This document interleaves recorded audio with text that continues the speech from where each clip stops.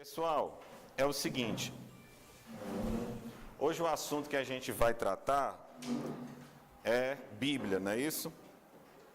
Estamos começando o primeiro de 3 encontros sobre Bíblia. E acredito que a maioria de vocês já saiba, a Bíblia ela é dividida em 2 grandes partes, que é o Antigo Testamento e o Novo Testamento. O Antigo Testamento trata da aliança de Deus com um povo eleito, que é o povo judeu, e o Novo Testamento é uma nova aliança, que a palavra testamento significa aliança. O Novo Testamento é a aliança de Deus com toda a humanidade através de Jesus Cristo, tá certo? Só que antes da gente começar a tratar sobre esse tema, Bíblia, eu tenho que mostrar outros livros de suma importância para a gente aqui na catequese. Quero apresentar a vocês, eu não sei se vocês conhecem, este livrozinho aqui, amarelo, que é o Catecismo da Igreja Católica. Eu não preciso nem dizer... Ô mulher, o que é que você quer? Abra e fale. É a turma A, eu não entendi a pergunta. E aí, esse livrozinho, ó, ele tem simplesmente toda a doutrina católica, tudo aquilo que a igreja acredita, tudo aquilo que a igreja professa, tudo aquilo que a igreja crê com fé firme. O Papa João Paulo II pediu ao então cardeal Joseph Ratzinger que elaborasse num livro tudo aquilo que a igreja pensa, tudo aquilo que a igreja acredita. O cardeal Ratzinger pensou que fosse ser uma atividade muito difícil, impossível de ser feita, mas com a graça de Deus e o Espírito Santo surgiu o Catecismo da Igreja Católica, tá certo? Sabe que é uma coisa que é interessante? Se você não tiver noção do que está escrito aqui, você não conhece a Igreja Católica Apostólica Romana. Não conhece. E isso é engraçado, que nós sabemos que tem muita gente que deixa a Igreja Católica e vai, por exemplo, para a Igreja Evangélica. E isso é uma coisa muito engraçada. Pergunte a essa pessoa se ela leu esse livro aqui, se ela leu o Catecismo. Eu tenho quase que convicção que essa pessoa vai dizer que não leu. E aí eu pergunto, como é que você abandonou a sua igreja e diz que a igreja não prestava se você nunca a conheceu? Porque essa é a verdade. A pessoa que não tem noção do que está aqui não sabe o que é a igreja católica. Não sabe. E aí depois sai da igreja, fala horrores e não teve, vamos dizer assim, a iluminação de pelo menos ler o catecismo para saber o que é a igreja. E isso é muito importante. Eu vou lançar aqui um desafio. Eu desafio uma pessoa, claro, que evidentemente, com o desejo autêntico e verdadeiro de buscar o que é a verdade, com a mente aberta para a verdade. Eu desafio uma pessoa como essa, estudar o Catecismo da Igreja Católica, ler a vida, a obra e os escritos dos santos da Igreja Católica e não se tornar católica. Eu duvido. O que existe é uma grande má fama que construíram a respeito da igreja.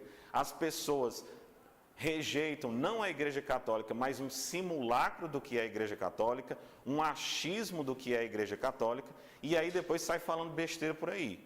Mas o que é que essa pessoa conhece da igreja se ela não conhece a vida dos santos, se ela não conhece os escritos dos santos, se ela não conhece o catecismo? Ela não conhece nada. Tá certo?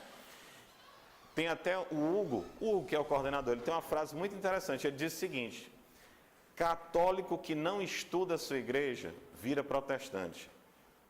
Protestante que estuda com o coração aberto a igreja católica, ele se torna católico. Porque são 2000 anos de tradição, são 2000 anos de um tesouro muito poderoso que está inserido dentro da igreja católica. Então eu garanto a vocês, o que nos falta muitas vezes é estudo, é compreensão. Eu sei que um livro desse, ele tem um certo volume. Eu sei que esse livro, ele foi escrito de uma forma formal, apesar de ser acessível, a linguagem ela é acessível. Então, pensando nisso, quando o cardeal Ratzinger se transformou em Papa Bento XVI, ele teve a ideia de compilar um compêndio, que é basicamente o catecismo, só que de forma simples e didática. Ele trabalha com perguntas e respostas. Então você tem a doutrina da Igreja Católica resumidinha, entendeu? Muito bom. E aí, o Papa Bento XVI teve uma outra ideia mais fantástica ainda.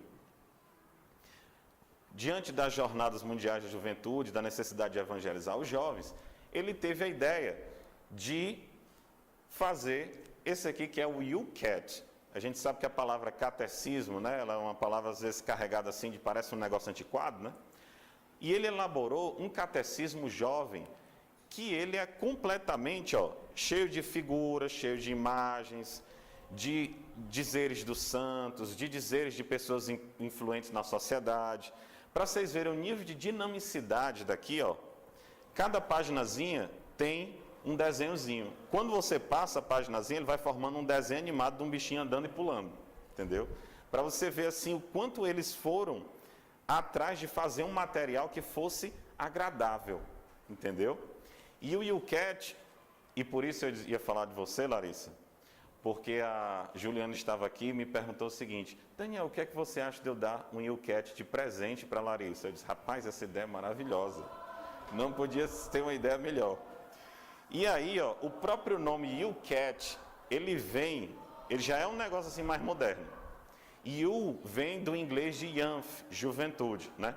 E Cat de Catecism, Young Catecism, catecismo jovem. Esse daqui eu ganhei, inclusive está escrito aqui, rapaz, eu sou muito chique. Este livro é um presente pessoal do Santo Padre, que estava vendo o lançamento em 2011 lá na JMJ de Madrid. E aí o Santo Padre distribuiu, né? Esse daqui é em português, vem em português de Portugal, tá certo? Quem quiser depois dar uma olhadinha, fica à vontade, eu vou deixar esses livros por aqui, tá bom? Faz algum sentido a utilização do catecismo nos nossos encontros? Ninguém de nós aqui está com aquela blusa verde, né? Aquela blusa verde que tem escrito aqui, bem grande aqui atrás, catequista, né? Essa aqui são catequeses de crisma. Eu pergunto a vocês, faz algum sentido a gente usar o catecismo em catequeses de crisma? Eu acho que faz, né? Eu acho que faz. Vamos chegar. São pessoas novas? Pois sejam bem-vindos. Eu ainda não sei os nomes de vocês, mas saberei. Qual é o nome de vocês? Paula. É a Paula e a Thaís. Vamos chegar. Achem cadeiras aqui, podem se sentar. Opa. Fica para cá, mulher, vai dar certo. Tá lotado, mas vai dar certo. Mais uma pessoa novata? Que bom. Vamos chegar. Tem cadeira, tem uma cadeira ali, Tem uma cadeira ali. Inclusive, é uma coisa que eu digo para os meninos aqui que são catequistas auxiliares. A Bíblia, ela é fundamental. Fundamental. É muito importante. A Bíblia ela é a palavra de Deus, isso sem dúvida alguma. Mas um encontro de catequese bom é um encontro de catequese que une as duas coisas, a Bíblia e o catecismo. Certo? Então, assim, se vocês não adquirem... Esse livro aqui ele não é caro, ele é em torno de uns R$30, mais ou menos, entendeu? E se você quiser, você pode ver, verificar, pesquisar na internet, porque está lá o catecismo, tá certo? Pois bem, para a gente esquentar aqui o nosso encontro, eu vou inclusive ler aqui,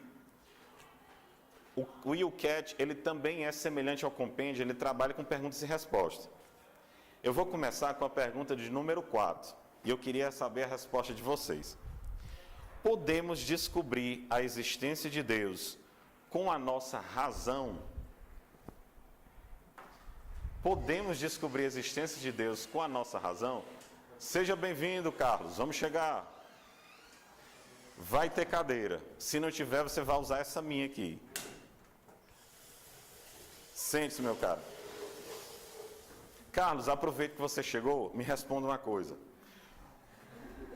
Me diga uma coisa. Nós podemos descobrir que Deus existe apenas usando a razão? O que é que você acha? Pode sentar, enquanto você responde enquanto você senta. Não precisa ficar no meio não, né? Porque fica parecendo um jarro, né? Sente-se aqui. O que é que você acha? É muito queima-roupa, né? Não, vamos perguntar para o Carlos. Rafinha, Rafa, você acha que nós podemos descobrir a existência de Deus com o uso da nossa razão? Só a razão não, porque Deus é mais o coração. A fé, né? É a fé. É interessante a gente pontuar bem isso. Pontuar bem isso.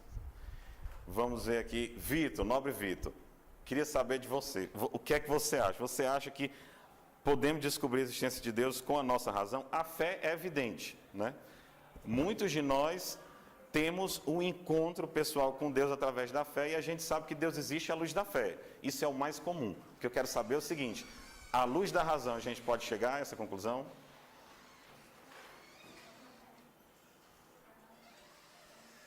Tudo bom, mulher? Vale, que legal, tá da minha turma. Sente-se aí, onde tiver. Se não tiver, tem uma cadeira aqui. A gente vai dar um jeito. Acredita aqui? Sim, né? Jéssica, você, o que é que você acha? Letícia, o que é que você acha? Não, acho a mesma coisa que ela achou da fé. Tu acha a mesma coisa da fé? Maio, o que é que você acha? Vamos ver aqui. A Cris não, a Cris já é crismada, então ela já sabe essa resposta, né? Patrícia, o que é que você acha? Eu acho que é razão, mas também é a questão da fé, do emocional. Aham. Giovana, o que é que você acha? Ela falou do emocional, acho que assim, acho que a parte da razão é mais a parte do estudo, da procura. Aham. E de realmente conhecer, como por exemplo a gente está aqui, querendo estudar mais sobre. Mas eu acho que o emocional influencia muito, porque é exatamente essa ligação da fé que a gente tem com ele. Então eu acho que um pouco dos dois. Vamos ver o que é que o catecismo diz? É o número 31 a 36, ele dá até a referência daqui do catecismo. Podemos descobrir a existência de Deus com a nossa razão? Resposta: sim, a razão humana pode, seguramente, descobrir a Deus. Como assim, Daniel? Como assim? Olha, cara, tem duas cores, que massa. Isso é muito bom. Vocês sabem qual é o nome do colégio que vocês estão? Colégio São Tomás de Aquino. Esse aqui é o primeiro volume da Suma Teológica de São Tomás de Aquino. São Tomás de Aquino, ele desenvolveu não apenas um caminho onde a pessoa racionalmente pode chegar à conclusão de que Deus existe, mas ele desenvolveu 5 caminhos. Lógico que ele não é o autor de todos, mas, de certa forma, ele compilou todos e ficou um negócio muito bacana. Eu vou mostrar aqui, só para vocês, só quais são as 5 vias. A Mayra, depois eu vou precisar da sua ajuda, viu, Mayra? A primeira é a via da causa eficiente.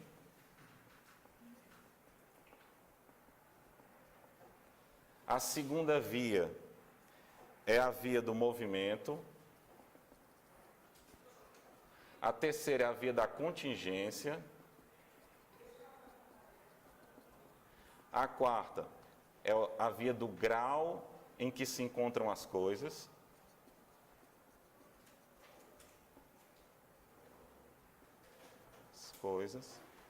E a terceira, a quinta, aliás, é a via da finalidade.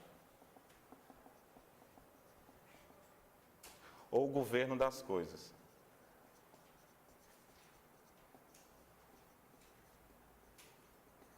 Ok? Infelizmente, eu não posso explicar para vocês agora as 5 vias. Isso aqui tem sido um dos objetos dos meus estudos. Inclusive, eu estou produzindo um segundo livro, que trata basicamente desse negócio aqui. Vou apresentar para vocês, só para vocês conhecerem, o meu primeiro filhinho, que é esse livro aqui, que trata sobre a perseguição aos cristãos na atualidade. O quê? Mais ou menos. E aí, o que é que acontece? Eu não sei se vocês sabem, mas a nossa religião, a religião cristã, ela é sim a religião mais perseguida da face da terra. A cada 5 minutos, um cristão é morto por não negar a sua fé. Sobretudo no Extremo Oriente, no Oriente Médio, na África Subsaariana, tá certo? Vamos entrar, meu caro. Você é daqui também? Pois chegue, tá certo? Inclusive, 70 a 75% de toda perseguição religiosa no mundo se dá contra cristãos, tá certo? Aí só mesmo para vocês saberem que tem, tá bom? Oi. É a cristofobia no século 21, entendendo a perseguição aos cristãos no terceiro milênio. Tá bom? Aí qualquer coisa, quem quiser folhear, quem quiser dar uma olhada, em todos esses livros que estão aqui, viu? Aqui, pessoal, e aqui eu estou estudando muito esse negócio aqui. Eu tenho o maior prazer de ensinar isso aqui, só que eu levaria pelo menos 1 hora para explicar todas as 5, tá certo? Então, se alguém tiver interesse, estou aqui, vosso servo, a vosso dispor, na hora que vocês quiserem, que eu possa ensinar isso aqui, e eu faço isso com o maior prazer e maior alegria, tá certo? Como eu disse, isso aqui não o São Tomás de Aquino, ele não desenvolveu tudo isso aqui, não. Por exemplo, a via do movimento foi Aristóteles que implementou. Foi Aristóteles que criou essa via do movimento. A via dos graus em que se encontram as coisas foi Platão, também outro grande filósofo. São Tomás de Aquino ele é tido como um dos 4 maiores filósofos que já existiu. Aristóteles é tido como o maior que já existiu, por muitos filósofos. E o Platão, ele é simplesmente um dos filósofos que mais influenciou o Ocidente. Então só tem gente grande aqui, tá certo? Eu gosto muito de todas. A via da causa eficiente, ela é boa que com palavras certas você pode ensinar até para uma criança. A via da contingência, ela é boa porque ela não só explica que Deus existe, mas explica que Deus ele é fiel. O grau em que se encontram todas as coisas é o mais poético, mais bonito, e a finalidade é o governo das coisas. Hoje, universidades como a Universidade de Berkeley, a Universidade de Princeton, estão desenvolvendo e estão chegando às mesmas conclusões, só que é engraçado. É basicamente os estudos de São Tomás de Aquino com 800 anos de atraso, porque São Tomás de Aquino escreveu isso há 800 anos atrás. Todas são muito interessantes. Mas aqui eu vou pegar as conclusões que o Aristóteles chega na via do movimento. Tu pode chegar um pouquinho para cá, meu cara, só para poder entrar aqui? Vale, tem alguma coisa quebrada aqui? O Aristóteles, ele nunca teve contato com a Bíblia. Ele era um grego. E o que foi que aconteceu? Ele refletindo, fazendo as reflexões, os raciocínios filosóficos dele, ele chegou à conclusão, vejam só, que tinha que existir um ser que fosse causa de todas as causas.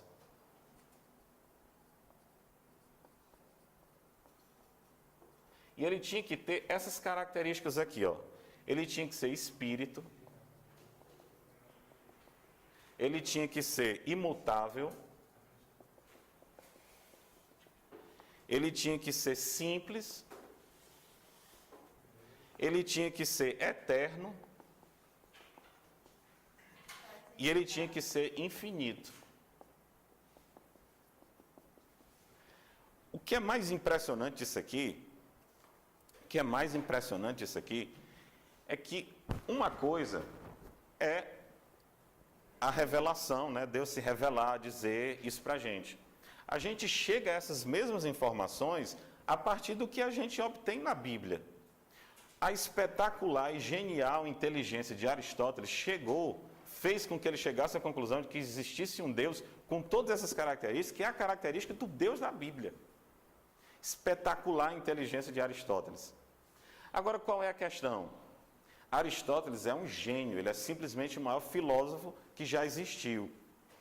Só que nem todos nós somos gênios, né? Nem todos nós somos gênios. E Deus quer ser alcançado por todos os homens, independente do seu grau de inteligência, independente de quem você é, se você é adulto, se você é criança. Deus quer tanto ser acessível a todos, que Ele torna crianças capazes de Deus. Uma criancinha que faz uma oração, às vezes Deus escuta mais ela do que muito adulto arrogante. Porque Deus, Ele deseja ser alcançado por todos. E porque Ele deseja ser alcançado por todos, Ele se revelou. Ele promoveu sua revelação. E Ele se deixa alcançar. Tá certo? E agora eu tenho que refletir com vocês a respeito de uma coisa. E aí é muito importante que a gente entenda um negócio. Isso daqui, essa pergunta a respeito se é possível através da razão a gente chegar à conclusão que Deus existe, isso é uma coisa. Isso é uma coisa. Agora, temos que aprender a fazer uma diferença aqui. Eu saber que Deus existe à luz da razão é uma coisa. Outra coisa totalmente diferente é eu sou capaz de entender tudo sobre Deus através da minha razão humana? E aí a resposta é com certeza não. Por uma razão muito lógica, meus amados. A via da contingência mostra que Deus, ao contrário do que os teístas falam, que Deus criou o mundo e foi embora, ela comprova o contrário. Ela não só comprova que Deus criou o mundo, mas que Deus mantém uma íntima ligação com os seres.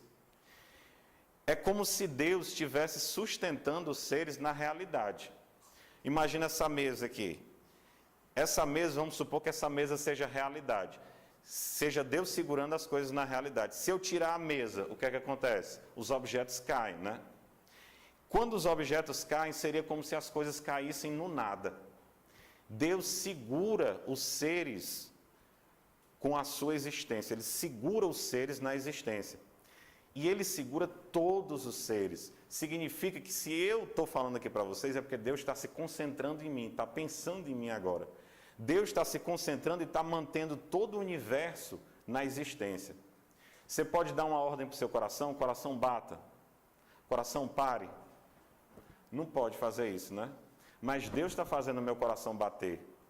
Deus está fazendo o coração de todos vocês aqui baterem. Deus está fazendo o coração de todos os seres humanos baterem. Aí eu digo, eu não tenho condição de dar uma ordem para o meu coração? Imagina a minha relação com relação a Deus, né? Eu sou muito baixo, eu sou uma miséria, eu sou um nada à vista de Deus. Então, como eu, com essa minha inteligência tão limitada, eu vou entender tudo a respeito de Deus? Não dá. O maior não pode caber no menor. Você pega um oceano gigantesco, dá para pegar essa água do oceano e botar num copinho de café? Não dá, né? É sem lógica isso. Da mesma forma é Deus. Eu não tenho condição de aprender tudo sobre Deus. Mas, e justamente por isso, a revelação nos ajuda a entender isso que foge da capacidade humana. Aquilo que é da natureza de Deus e que foge à nossa compreensão, ela é tida como mistério. Quando a igreja diz que vai celebrar os mistérios, né? É o mistério. Eu vou dar um exemplo de coisas que são mistério, mas que Jesus revelou para nós. Jesus, que é Deus, revelou para nós. Jesus revelou duas coisas. Ele revelou que Deus é amor. E ele revelou que Deus, ele é um só Deus, mas ele é três pessoas. É a Santíssima Trindade. Santíssima Trindade. Isso aqui não dá para a gente perceber só à luz da razão. Isso aí não dá. Realmente só através da fé. Mas faz todo sentido isso aqui. Todo sentido lógico. Sabe por quê? Inclusive, a única religião que prega que Deus é amor é o cristianismo. Nenhuma outra religião vai pregar isso. Somente alguém que viesse direto da Trindade poderia nos passar essa informação. E Jesus vem direto da Trindade. Qual é a Trindade? Primeiro, é Deus Pai, né? Primeira pessoa. Segundo, Deus Filho. E terceiro, Deus Espírito Santo. Amor, pessoal, amor só existe enquanto relação. Como assim, Daniel? Como assim? Para haver amor, você tem que ter aqui, o amante, aquele que é o amado, e tem que ter um negócio ligando os dois, né? O que é que liga os dois? O amor, né? O amor só existe enquanto relação. Então, Deus não poderia ser amor desde toda a eternidade se não houvesse uma relação. E para ter essa relação, tinha que ter essas três figuras. Vocês estão entendendo? Aí aqui você tem o pai, você tem o filho. O filho ama o pai intensamente, o pai ama o filho intensamente, e dessa relação de amor surge um terceiro, que é o Espírito Santo. É o Espírito Santo. O Pai, o Filho e o Espírito Santo. A sua família, e por isso o cristianismo ele defende tanto a família, ela é a representação perfeita da Santíssima Trindade. Você tem o amor do pai, que ama a esposa, e da união do amor do pai, aliás, do esposo e da esposa, surge um terceiro, que é o neném, que é o bebê. Por isso a família, ela é tida como justamente essa perfeita configuração da Santíssima Trindade, tá certo? E Deus, que é amor desde toda a eternidade, no auge lá desse amor, transbordando de amor, Deus, o amor, ele transbordou de um ponto que Deus disse assim, não, eu preciso expandir esse amor. Eu desejo, eu tenho necessidade de expandir esse amor. Então eu vou fazer o quê? Vou iniciar a criação. E aí Deus inicia a criação. Pergunta: quais foram os primeiros seres que foram criados? Carlos, quais foram os primeiros seres que foram criados? Não sabe? Vai saber agora. Vai saber agora. Deus, ele queria a criação, ele desejou a criação para justamente expandir o seu amor. E os primeiros seres que foram criados foram os anjos. Qual é a característica dos anjos? Os anjos, eles são dotados de existência, razão, inteligência, pode ser assim, e vontade. Na escala da criação, os anjos são os que estão mais próximos de Deus. Eles são os que estão mais próximos. E eles são inteligentes. Eles não são só inteligentes, eles são muito inteligentes. Eles são mais inteligentes do que nós. Porque a nossa inteligência, ela está vinculada aos nossos sentidos. A gente aprende através dos nossos sentidos. Só que os anjos, eles não têm corpo. Então, a forma de aprendizado deles é um aprendizado, vamos dizer assim, com um upgrade em relação a gente, entendeu? Os anjos são muito inteligentes, muito. E Deus concedeu um anjo da guarda para cada um de nós.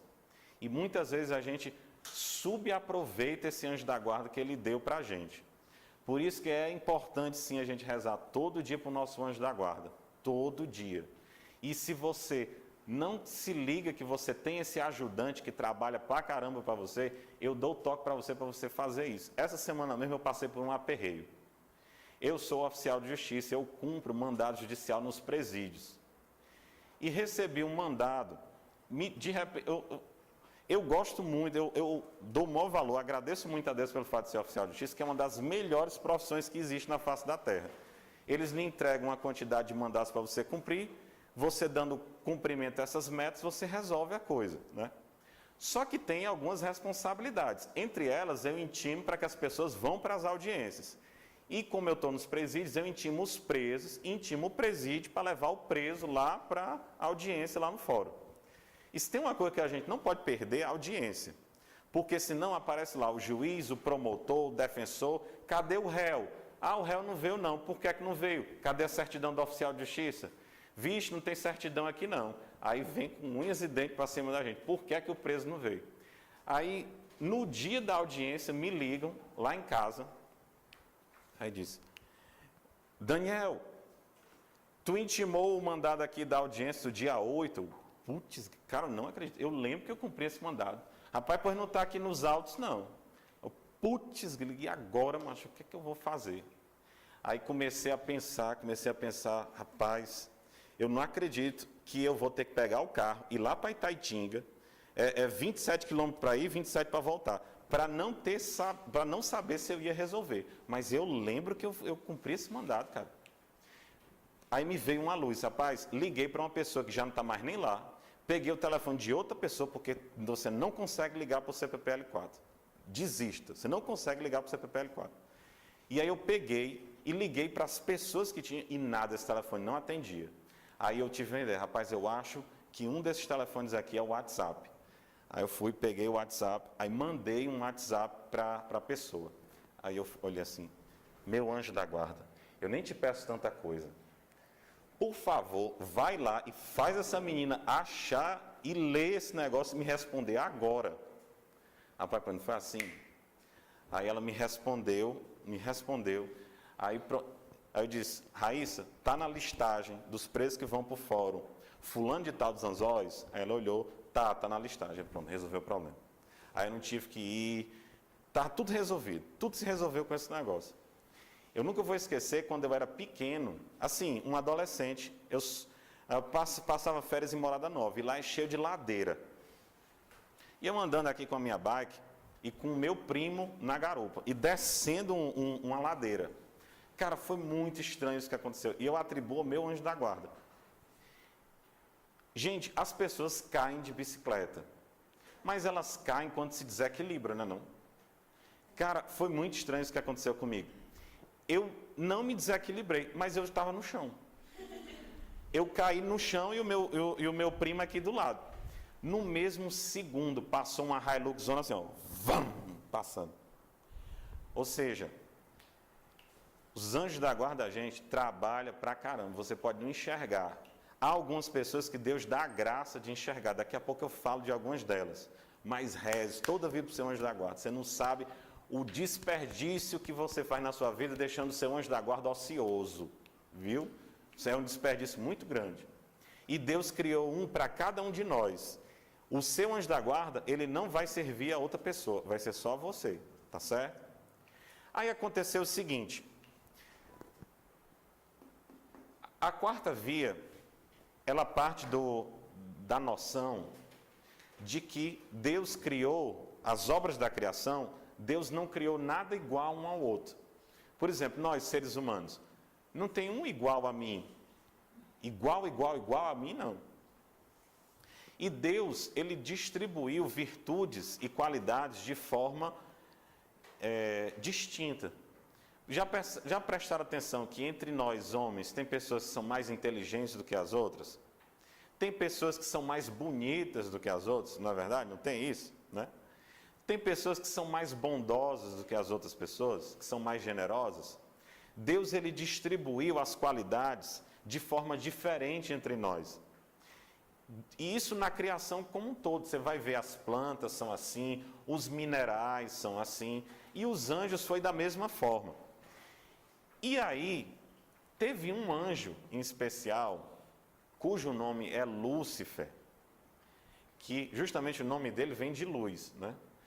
Esse ser, ele foi criado com tanto carinho, com tanto amor, com tanto, vamos dizer assim, capricho, que ele era simplesmente o anjo, ele era o ser mais belo, o ser mais cheio de qualidades que Deus tinha realizado.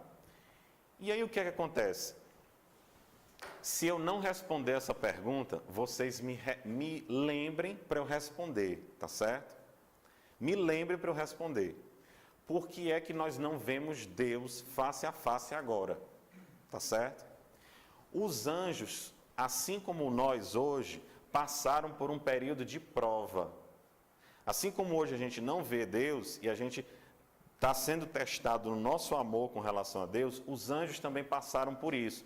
Então, os anjos, de alguma forma, eles estavam no tempo, houve um tempo para eles.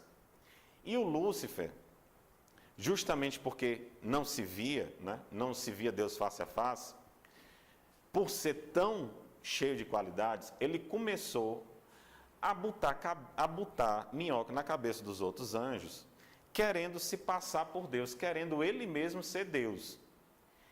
E, justamente por conta disso, ele começou a fazer com que todo mundo virasse para o lado da sardinha dele. E a coisa estava chegando num ponto tal que era um risco enorme dos anjos todos começarem a adorar o Lúcifer mesmo. Até que surgiu um anjo pequeno, que inclusive quando a gente chama São Miguel arcanjo, a gente pensa que arcanjo é um título. O arcanjo é praticamente dizendo que ele é um subalterno, porque ele era um anjo de hierarquia inferior. Ele chega e bate assim na mesa, se tivesse corpo, né? Lúcifer, seu idiota, pare com isso agora. Você está dizendo que você é Deus? Meu filho, quem como Deus? Quem como Deus? Ninguém. Você quer ser Deus? Quem como Deus? Ninguém é como Deus. E ao ouvir essa voz do arcanjo Miguel, a maioria dos anjos abandonou essa sedução de Lúcifer e ficou do lado de Deus. Terminada a pendência, o que foi que aconteceu? Ou terminou o tempo dos anjos e houve a queda. Esses anjos caíram. Eu quero que vocês abram a Bíblia de vocês. Vocês têm Bíblia? Eu não acredito. Me prometeram que no Encontro de Bíblia ia ter. E eu trouxe até chocolate para distribuir quem é que te achava mais rápido, ó. Que triste, que triste. Então, eu vou ler aqui para vocês. Alguém trouxe a Bíblia? Só os catequistas? Ó. Então, eu não vou ensinar como é que lê a Bíblia, já que vocês como é que lê citação. Isso aqui, ó, está em Apocalipse. Deixa eu só pegar o número bem direitinho. Apocalipse 12, do 7 ao 9. Algum catequista pode abrir para mim? Isso aí está no livro do Apocalipse. É o último livro, da Bíblia. Só que por que, enquanto vocês vão achando aí, por que é que eu estou abrindo ele? Porque o Apocalipse, a galera, quando eu digo Apocalipse, o que é que o pessoal pensa? Pensa fim dos tempos, né? E fim dos tempos, na verdade, é Armagedon. Quem trouxe o seu caderninho? A Gisele, cadê a Gisele? Gisele, cadê você? Anote aí. Armagedon é fim dos tempos. Apocalipse, o que é que significa Apocalipse? Revelação. Muito bem, rapaz. Olha, vamos se garantir na nossa gincana, viu? Quero ver a gente tirando o primeiro lugar. Tem 3 vitórias aqui, já é profecia. É uma vitória para a gincana, outra para o São João e outra para o torneio. Vamos ser campeão em todas, viu? Tá bom? Abriram? Leiam aí para mim, por favor.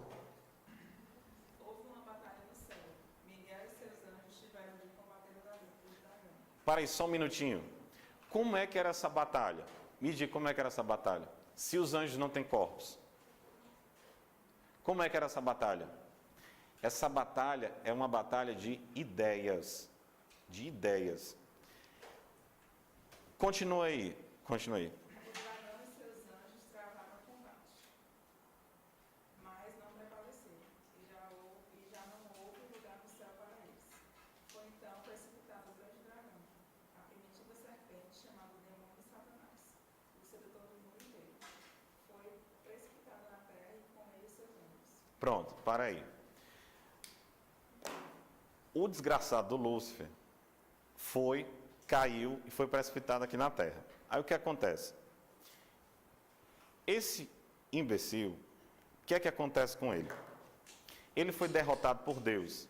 E se você for comparar Deus com ele não é ele é nada, entendeu? Ele é nada. E ele não pode fazer nada contra Deus, porque ele é muito inferior a Deus. Então, o que é que as pessoas mesquinhas acabam fazendo diante da impotência delas? Já que eu não posso destruir fulano, eu vou me voltar contra o objeto do amor dele. E qual é o objeto do amor de Deus? É cada um de nós. Deus nos ama de forma única e irrepetível.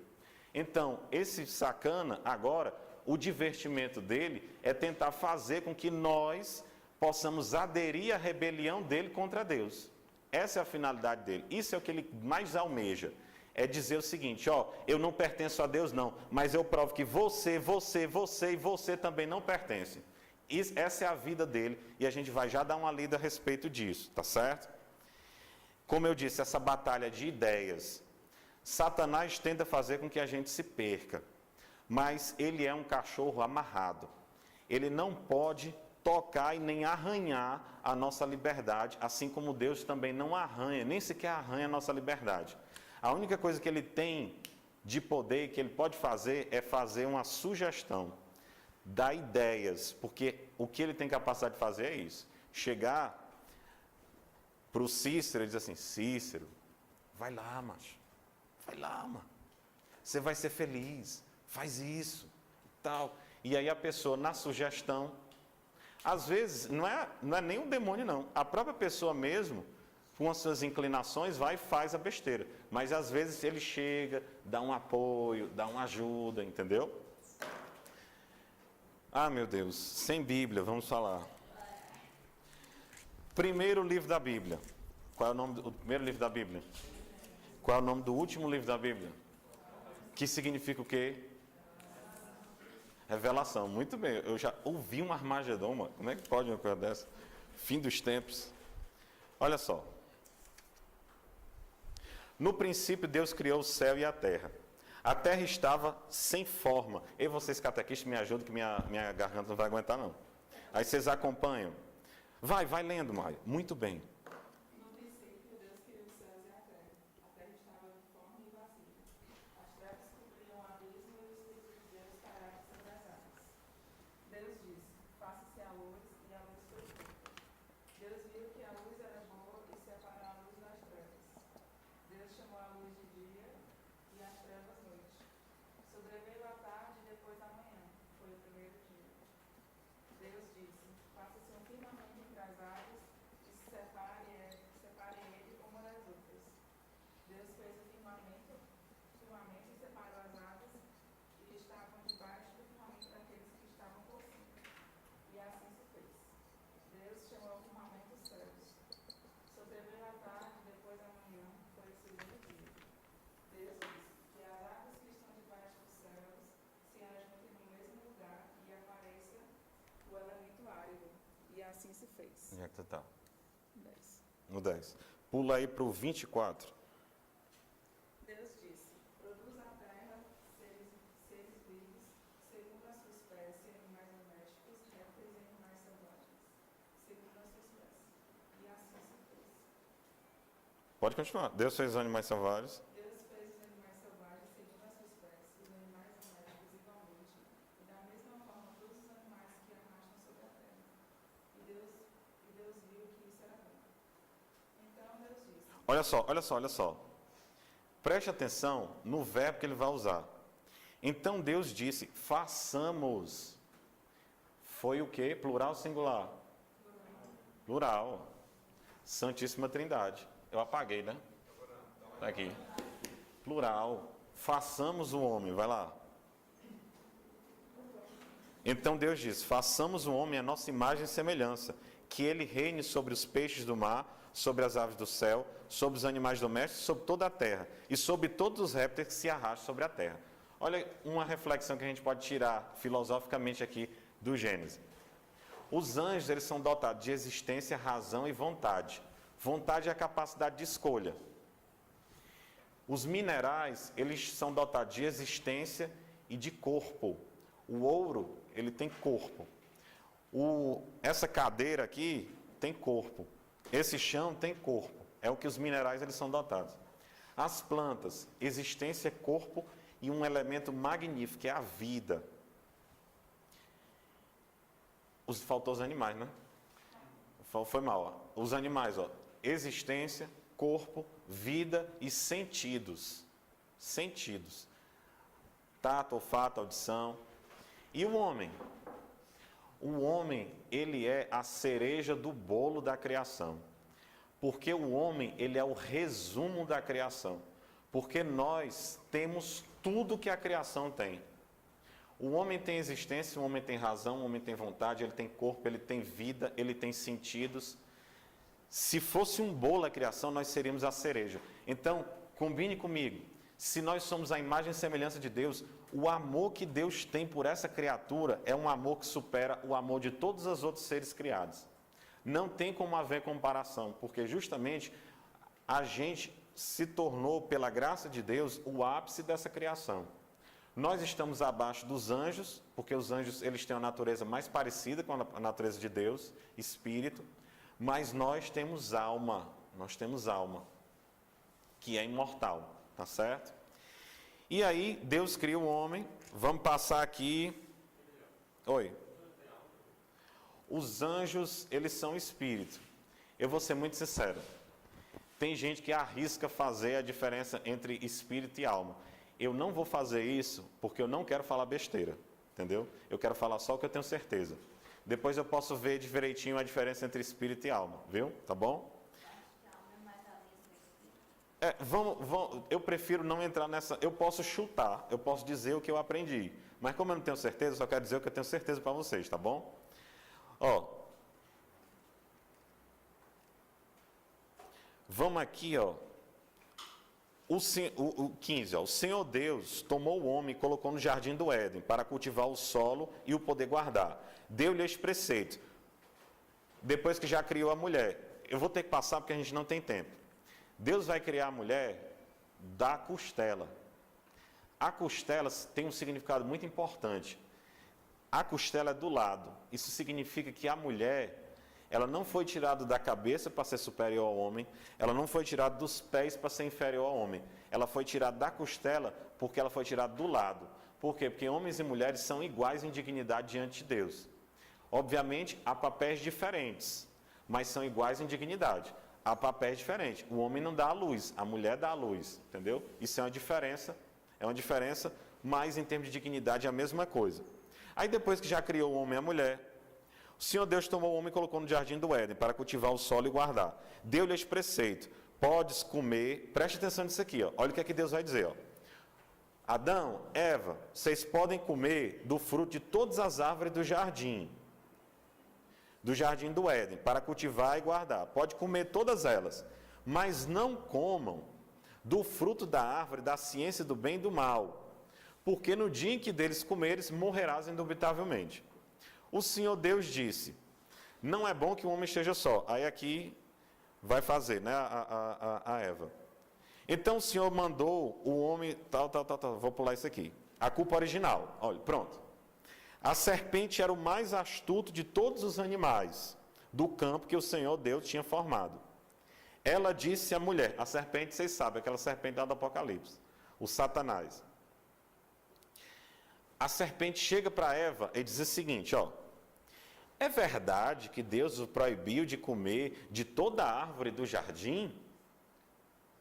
Isso é verdade? O que foi que Deus disse? Ó, essas árvores todas que vocês têm aqui são de vocês. Eu só peço que vocês não comam de uma árvore, não foi isso? Aí o que é que a safada da serpente diz? Ó? É verdade que Deus os proibiu de comer do fruto de toda a árvore do jardim? Isso aqui, eu vou dar um toque aqui para vocês. O diabo, ele não é o pai das guerras. O diabo, ele é o pai da mentira. As pessoas se confundem um pouco a coisa. Ele é o pai da mentira. Porque ele é o mentiroso número 1 a respeito de Deus. Ele é especialista em tentar mentir a respeito de Deus. Então ele jogou um lance para Eva cair. Ó, é verdade que todas essas árvores aqui vocês não podem pegar. Deus deu com muita generosidade toda a criação. Deus submeteu toda a criação ao homem. Ele só fez um pedido. Essa árvore aqui não. O que é que Deus estava querendo fazer? Deus estava querendo incentivar a obediência do homem. Deus estava querendo testar a obediência do homem. Ó, isso aqui tudo é seu. Aí o que é que ela diz? A mulher respondeu: podemos comer do fruto das árvores do jardim, mas do fruto da árvore que está no meio do jardim, Deus disse: vós não comereis dele, nem o tocareis, para que não morrais. Aí o que é que a serpente diz? Oh não, tornou a serpente, vós não morrereis. Mas Deus bem sabe que no dia em que dele comerdes, vossos olhos se abrirão e sereis como deuses, conhecedores do bem e do mal. Lúcifer engajando a humanidade, que era o objeto do amor de Deus, na rebelião desgraçada dele. Deu para entender? E aí a pobre da mulher caiu. A mulher, vendo que o fruto da árvore era bom para comer, de agradável aspecto e muito apropriado para abrir inteligência, tomou, comeu e apresentou também ao seu marido, que comeu igualmente. Então seus olhos abriram-se e, vendo que estavam nus, tomaram folhas de figueira, ligando-as de forma a formar tangas. E eis que ouviram um barulho de passos do Senhor Deus que passava no jardim. O que é que significa barulho de passos? a consciência pesou.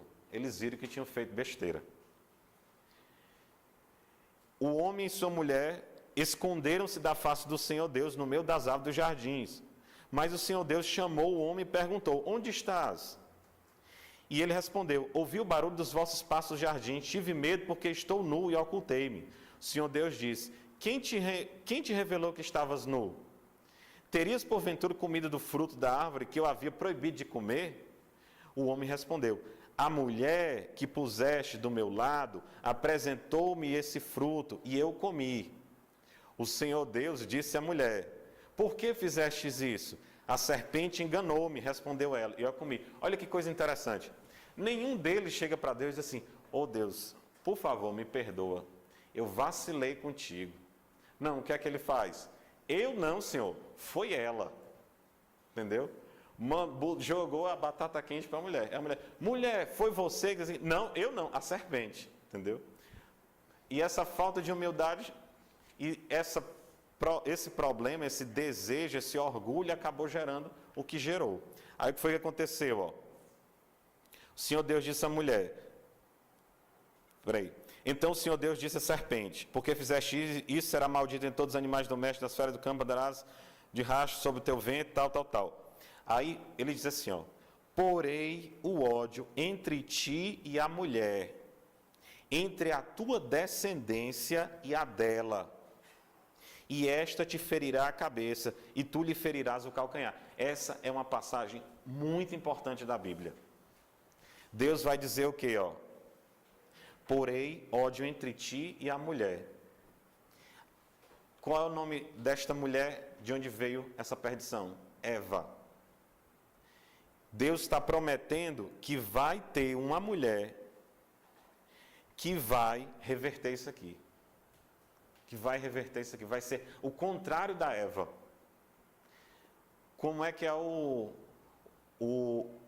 como o anjo chega para Nossa Senhora? Ele diz: ave é cheia de graça. Ave é o contrário de Eva. Entendeu? A Maria vai ser a nova Eva. Se de uma Eva veio a perdição, a Maria, que é a nova Eva, vai vir a salvação, que dela vai vir Jesus. E está sendo dito aqui que a descendência dela, que é Jesus Cristo, vai esmagar a cabeça da serpente. Ou seja, essa daqui, no Gênesis, está aqui no Gênesis, um germe da promessa messiânica. Vocês estão entendendo? O Senhor expulsou do jardim do Éden, para que cultivasse a terra onde já havia tirado. Expulsou os homens, né? Colocando no oriente do jardim do Éden querubins armados de uma espada flamejante para guardar o caminho da árvore da vida. O que é que aconteceu a partir de agora? Meus amados, eu vou dizer uma coisa para vocês. Quando Lúcifer conseguiu engajar a gente nessa rebelião contra Deus, a gente estava completamente lascado. Lascado. Não tem outra coisa para a gente dizer. Porque vejam comigo. Deus criou a gente. Deu tudo para a gente. Ele deu o universo todo para a gente. Tudo para a gente. Ele só pediu uma coisa: olha, faça isso que eu estou pedindo. Aí o homem, contra tudo isso, pegou o fruto e acabou ofendendo a Deus. A ofensa a Deus é uma ofensa à majestade de Deus. E qual é o tamanho da majestade de Deus? Quem me responde isso? É do tamanho do próprio Deus. E qual é o tamanho do próprio Deus, Luiz Sérgio? É infinito. Então, o que é que acontece? Como é que a gente paga uma dívida dessa? Como é que a gente paga uma dívida infinita? Como? Me explica aí como a gente paga uma dívida infinita. Se eu tenho um começo, eu não posso pagar uma dívida infinita. Por mais que eu viva 80 anos, eu não consigo pagar o infinito. Nós estávamos lascados, não tinha alternativa para a gente. Mas Deus tinha um trunfo. Ele viu que realmente a humanidade era incapaz de salvar-se por si mesmo. Então, ele tem uma ideia. Eu já sei. Eu vou constituir um povo, e desse povo vai surgir alguém que seja ao mesmo tempo homem e Deus. Homem e Deus. E aí tem uma frase que é muito interessante. O maior feito da humanidade não foi o homem ter botado os pés na lua, mas foi Deus ter saído do trono do Altíssimo, ter virado o homem e ter colocado os pés dele aqui na terra. E é mesmo, foi a nossa sorte. Porque Jesus veio, feito homem, e Jesus era, ao mesmo tempo, homem e Deus, pertencente à Santíssima Trindade. Eu penso que está para cá, que é a primeira coisa que eu falo. Ele é pertencente à Santíssima Trindade. Ele foi capaz de oferecer um sacrifício que pudesse apagar o infinito, porque ele era Deus e homem ao mesmo tempo. E ele, enquanto Deus, poderia oferecer, em nome da humanidade inteira, desde o primeiro homem que existiu até o último que ainda vai nascer, um sacrifício que fosse capaz de pagar o infinito. E é por isso que a cruz significa a nossa salvação. A cruz de Jesus aqui, ó, Jesus teve que se sacrificar na cruz porque era necessário existir um sacrifício que pudesse pagar o infinito. E o que é que o sacrifício da cruz faz? Ele entrega na mão de cada um de nós, ó, uma pérola preciosa. Essa pérola a gente pode entregar e comprar a nossa salvação. Só que tem gente, ó, que pega essa pérola, aí faz assim, ó, entendeu? Joga fora, se conserta desse jeito mesmo. Então que a gente tenha cuidado com a nossa pérola que Jesus entrega para nós, tá bom?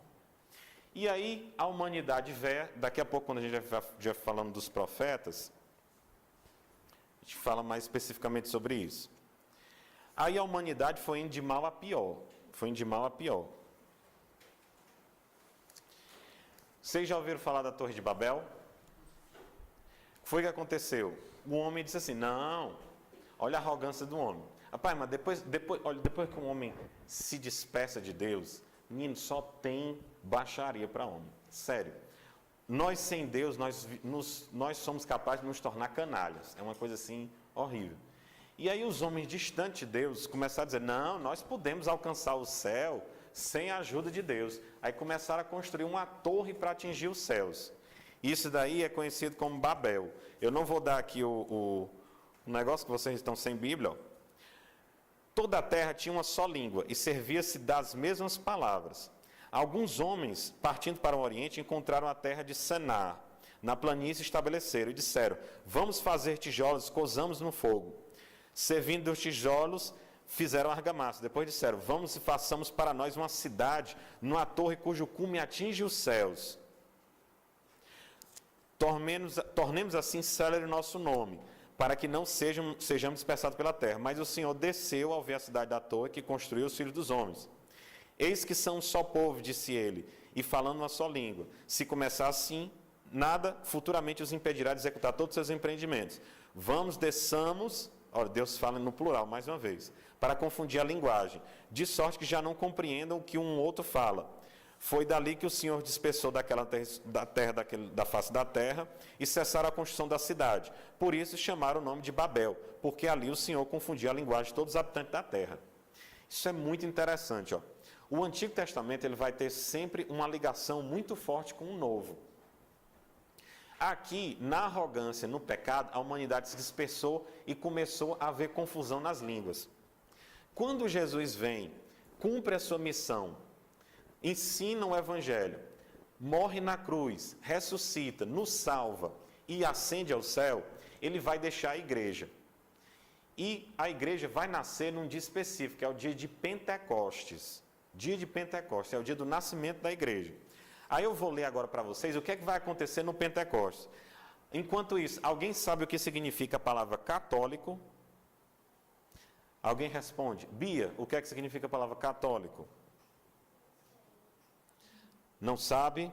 É parecido com o nome de uma outra igreja. Alguém sabe? Universal. Muito bem. Igreja católica significa universal. Aquela que reúne todos. Vamos olhar aqui, ó, em Atos. O que é que vai acontecer no Pentecostes? Atos 2. Chegado o dia de Pentecostes, estavam todos reunidos no mesmo lugar. De repente veio do céu um ruído como se soprasse um vento impetuoso. E encheu toda a casa onde estavam. Apareceram-lhe uma espécie de línguas de fogo, que se repartiram e neles repousaram. Ficaram cheios do Espírito Santo. Achavam-se em Jerusalém judeus piedosos de todas as nações, debaixo do céu. Ouvindo aquele ruído, reuniu-se muita gente, maravilhando-se de que cada um podia ouvir falar na sua própria língua. Profundamente impressionado, manifestava com admiração: não são porventura galileus todos esses que falam? Como então todos nós os ouvimos falar, cada um em nossa própria língua materna? Pardos, medos, elamitas, os que habitam a Mesopotâmia, a Judéia, a Capadócia, o Ponto, a Ásia, a Frígia, a Panfilha, o Egito e as planícies da Líbia, próxima de Cirene, peregrinos romanos, judeus e prosélitos, cretenses e árabes, ouvimos-los publicarem em nossas línguas as maravilhas de Deus. Ou seja, o pecado, ele deixa a humanidade dividida. Mas a igreja, quando chega, ela traz a unidade de volta. E, inclusive, os apóstolos começaram a pregar em outras línguas. Eu acho muito interessante, é lindo a jornada. Eu já fui para 3 jornadas. Madrid, Rio de Janeiro, tive a graça de ir para Cracóvia. E, se Deus quiser, quem quiser, a gente faz uma caravana junto, nós vamos para o Panamá da próxima, tá certo? Que é em 2019. Cara, vocês têm que ir. É muito lindo a jornada. Você está passando aqui, você vê gente de todas as bandeiras, porque nos primeiros dias todo mundo carrega sua bandeira.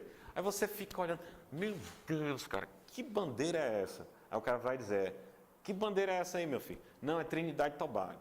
Aí você vê a bandeira da Índia, aí você vê a bandeira da China, aí você enxerga que a nossa igreja, ela é a igreja universal mesmo, entendeu? Porque ela está realmente em todos os lugares.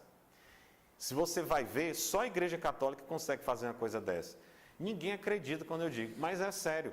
A Jornada Mundial da Juventude traz mais gente do que Copa do Mundo e Olimpíadas. Só a Jornada do Rio foi quase 4 milhões de pessoas. Para uma Copa do Mundo vai então de 200, 400 mil pessoas. Algumas Olimpíadas fica vazia a cidade, se você duvidar. Isso por quê? Porque a igreja tem força, entendeu? A igreja ela é realmente universal. Isso sem falar das pessoas que realmente têm os dons de língua. O Padre Pio de Pietrelcina, alguém já ouviu falar do Padre Pio? Padre Pio, ele é um santo tão recente que a gente nem se acostuma a chamar ele de São Pio. Eu ainda chamo ele de Padre Pio. Padre Pio, ele viveu na época da Segunda Guerra Mundial e estava tendo lá a cidade dele que ia sendo bombardeada, né? Aí era um avião inglês que jogou bombas lá na região onde estava lá. E o Padre Pio, ele tinha um grau de santidade tão elevado que ele tinha inclusive o dom da bilocação. Ele podia estar em 2 lugares ao mesmo tempo. E no voo lá, rapaz, eu amo contar a história do Padre Pio, eu tenho dezenas. O processo de canonização dele tinha se duvidar mais de 7.000 páginas só de milagres que ele fazia. Era 30 milagres por dia, era um negócio assim. E o Padre Pio, o pessoal lá do avião estava lá, e os 3 pilotos, 2 protestantes e um ateu, viram um frade gigante fazendo assim para eles. Ó. Os 3 ficaram assustados porque estavam vendo aquilo.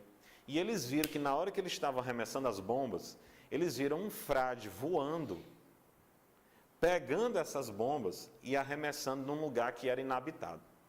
Os 3 ficaram atônitos com o que tinham visto, contaram para o batalhão inteiro aquela história extraordinária que eles tinham visto. E assim que acabou a guerra, eles foram para São Giovanni Rotondo, que é a cidade do Padre Pio, porque eles queriam ver. Inclusive tem a foto do Padre Pio com todo o pessoal lá do pelotão, que foi praticamente o quartel todinho para ver o Padre Pio. Na hora que o Padre Pio vai falar com eles, eles escutam o Padre Pio falando em inglês. Tanto é que o britânico vai dizer, rapaz, eu não sabia que o Padre Pio falava tão bem inglês. Aí ele disse o seguinte, em inglês, e olha que o Padre Pio ele não falava inglês. Padre Pio, ele falava um dialeto da Itália. Aí o Padre Pio disse em inglês para ele o seguinte, ah, muito bonito, hein? Então eram vocês que queriam matar a gente naquele dia, né? Aí tem lá a foto do Padre Pio com o pessoal lá da guarda. Muitas histórias muito interessantes sobre o Padre Pio, que depois eu conto para vocês. Estou falando essa só para mostrar que o dom de língua existe. O dom de língua existe, é raro, mas existe. A pessoa vai e fala em outras línguas mesmo, tá certo? Aí, vamos avançar um pouquinho, vamos falar sobre Noé. Voltamos para o Gênesis. Já ouviram falar de Noé? Conta mais ou menos aí o que é a história de Noé. Para eu não ter que falar tudo. Fala aí, Luiz Sérgio, fala aí. Fala aí mais ou menos o que foi a história. Bem breve.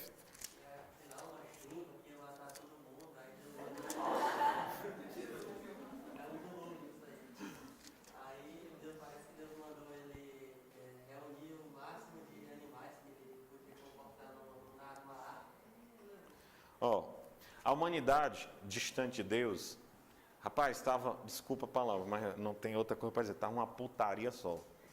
Aí Deus resolveu que ia destruir tudo, né? Destruir tudo, mandou um dilúvio e teve a história da arca que trazia os animaizinhos e tal e subia. Depois que teve o dilúvio, Deus vai fazer uma aliança com Noé. Ele vai dizer o seguinte, ó: disse também Deus a Noé e seus filhos: vou fazer uma aliança convosco e com vossa posteridade, assim como todos os seres vivos que estão convosco, as aves, os animais domésticos, todos os animais selvagens que estão convosco, desde todos aqueles que saíram da arca até todo animal da terra. Faço essa aliança convosco. Nenhuma criatura será destruída pela água do dilúvio, e não haverá mais dilúvio para devastar a terra. Deus disse: eis o sinal da aliança que faço convosco, com todos os seres vivos que vos cercam, por todas as gerações futuras. Ponho o meu arco na nuvem, para que ele seja o sinal da aliança entre mim e a terra. Quando eu tiver coberto o céu de nuvens por cima da terra, meu arco aparecerá nas nuvens, e me lembrarei da aliança que fiz convosco. Essa aqui é chamada a aliança noática. Deus vai prometer que não vai acabar com a humanidade sem mais nem menos. Vai haver sim o fim dos tempos, que vai ser com a parousia quando Jesus voltar. Mas Deus está se comprometendo a ter muita paciência com a gente. Muita. E simples, mesmo estando um negócio, Deus ainda vai esperar um pouco. Como se ele dissesse assim. Tem duas coisas que eu digo geralmente para as pessoas. Olha, vocês têm que, antes de morrer, vocês têm que conhecer Foz do Iguaçu, que é lindo pra caramba. Alguém já foi aqui para Foz do Iguaçu? Massa, né? Lindo. E outra coisa que vocês têm que fazer na vida de vocês é ler o Diário de Santa Faustina, Kowalska. Sabe, vocês já viram a oração do texto da Divina Misericórdia? Já ouviram falar? Já viram esse quadro aqui? Eu tenho na carteira aqui. Esse quadro que tem Jesus misericordioso, que tem esses dois raios, o raio vermelho, o raio pálido, o raio branco. Tudo isso foi com a história de Santa Faustina. Há algumas pessoas que têm o dom de enxergar o mundo espiritual. O Padre Pio, ele enxergava o mundo espiritual. Ele via Jesus, ele via Maria, ele via os demônios, ele via os anjos. Muitas vezes, o anjo da guarda dele servia de tradutor dele no confessionário. O Padre Pio passava 11 horas confessando. E não era necessário que as pessoas dissessem praticamente os pecados, porque ele já sabia tudo. Aí disse, bonito, hein? Aí falava o pecado que a pessoa tinha feito. Aí perguntava para ele como é que ele sabia disso. Aí ele disse, não, Deus tem um livro, de vez em quando ele deixa eu dar uma olhada nesse livro. Aí a pessoa ia lá e não precisava contar os pecados. Ele dizia os pecados da pessoa antes da pessoa dizer. E muitas vezes, quando vinha uma pessoa que era estrangeiro, o anjo da guarda dele servia de intérprete. A pessoa falava e o anjo da guarda dele traduzia para o cara. Menina, era tradução simultânea, era um negócio assim maravilhoso, né? E aí, Santa Faustina também tem esse dom de enxergar o mundo espiritual. E, inclusive, Santa Faustina já foi levada para conhecer como é que é o inferno, o purgatório e o céu. E ela relata tudo aqui no Diário de Santa Faustina. Tem uma parte que Deus revela para Santa Faustina todos os pecados que as pessoas cometem no carnaval. Olhem que década, década de 30. E ela olhou e disse assim, nossa, meu Deus, como é que Deus não destrói logo tudo? Carnaval na década de 30. O arlequim está chorando pelo amor da colombina, no meio da multidão. Não é assim, né? Década de 30. Tu imagina o que é que ela não teria a dizer nos carnavais de hoje em dia, não é verdade? Vamos ser sinceros, né? Sinceramente, eu só consigo enxergar que Deus não destrói logo tudo por causa dessa aliança noática, dessa aliança que ele fez com Noé, entendeu? Só que essa aliança com Noé não é uma aliança muito forte. Ah, Deus está se comprometendo a não trucidar a gente de uma vez só. Não, isso não vale. Deus quer salvar a gente. Então, que é que Deus vai fazer? Deus vai pegar e vai criar um povo eleito, que é o povo judeu, e desse povo vai nascer o Messias, que é Jesus, para salvar a gente dessa dívida que é impagável. E aí, ele escolhe, ele vê lá, bora, vamos ver aqui, quem é que tem aqui na terra? Rapaz, tem uma pessoa que tem graça diante de Deus, que é quem? Que é Abraão. Aí ele vai, aparece para Abraão e diz, olha, eu vou te eleger para você ser o pai de um povo cuja descendência vai ser como as estrelas do céu. E aí Abraão vivia numa cidade chamada Ur, ele sai de Ur e vai para uma terra chamada Canaã, que era a terra prometida. Ele vai lá para Canaã. Olha, você sai, a Ur era Nova York desse período. O cara saiu da Nova York, foi lá para os matagal, lá na Canaã, e constitui lá, obedece o que Deus diz e tal. E aí tinha um problema, porque Deus prometia que ia ser uma geração que ia ser como as estrelas do céu. Mas a mulher do Abraão era véia, a Sara era véia, muito véia, muito, era assim, de 70 anos, entendeu? E aí, como é que ia ter filho? E aí, ficou aquele negócio, né? Promessa de Deus, né? Mas e agora? Não sei o quê. Aí, rapaz, não vai ter filho comigo, não. Aí, vamos botar um H no meio. Teve um H no meio. Tinha uma escrava chamada H, entendeu? Pegou a H, e aí ele teve um filho com a escrava, que era o Ismael, que depois a gente conta a história desse Ismael. Só que isso daí botou os pés pelas mãos, porque Deus fez um milagre e surgiu um filho chamado Isaac. O Ismael foi deixado de lado, teve o Isaac. Isso daí é um problema, porque o filho da promessa é o Isaac, que era o que via vindo o milagre, né? E quantas vezes a gente põe os pés pelas mãos, né? Sobretudo em questão de namoro, né? A gente é muito apressado, não quer saber do tempo, né? E aí põe os pés pelas mãos, igual o povo do Abraão. E segundo algumas tradições, esse pessoal que vai vir do Ismael é pessoal islâmico, que até a Bíblia diz que vai ser tipo um potro brabo, entendeu? Aí você imagina a loucura, né? E aí, só que Deus chega para o Isaac e diz assim, Abraão, eu quero que você vá lá no monte, pegue o Isaac e ofereça em sacrifício. O meu filho Aí ele ficou triste, né? Deus tinha prometido uma descendência do tamanho do mundo, né? E aí ele vai, mas ele obedece a Deus, leva e vai, na hora do sacrifício, na hora que ele vai matar o Isaac, Deus envia um anjo para segurar o braço do Abraão, e ele diz, olha, Deus vê que agora, você que não poupou aquilo que era mais precioso, que era o seu filho, e mesmo assim você ofertou isso a Deus, pois saiba que Deus agora vê que você tem graça diante dele, e que você será realmente o pai dessa nação gigantesca. E aí, o Abraão se torna o patriarca. Abraão é a única pessoa, só tem duas pessoas na Bíblia, que está lá escrito, fulano de tal achou graça diante de Deus, só tem duas. Primeiro, é o Abraão, que é conhecido como o pai da fé, e a segunda é Nossa Senhora, que é conhecida como a mãe da fé. Isso é muito interessante. Agora eu pergunto a vocês, quem é maior, Abraão ou Nossa Senhora? Nossa Senhora. Por quê?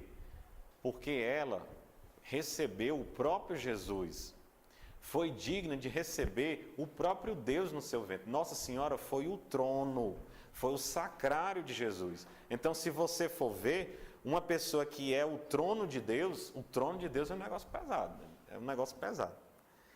E aí, o Isaac vai ter um filho chamado Jacó. Pergunta da Crisma, pergunta da gincana, quais são os 3 patriarcas da Bíblia? Pergunta da gincana, anota, Gisele. Gisele, anota esse negócio. Os 3 patriarcas da Bíblia: Abraão, Isaac e Jacó. São os 3 patriarcas. O Jacó vai ter 12 filhos. Esses 12 filhos vão formar as 12 tribos de Israel. Essas 12 tribos de Israel vão ser a prefiguração dos 12 apóstolos. Olha a ligação lá com o Antigo Testamento, com o Novo Testamento, tá certo? Dentre os 12 filhos, tinha um cujo nome era José. E o José era o queridinho do Jacó. Sempre tem um filho que é o queridinho, né? Só que os irmãos resolveram o seguinte: a gente tem muita inveja desse rapaz aqui, desse nosso irmão, vamos matar ele. Menino, que coisa louca, né? Vamos matar porque estou com inveja.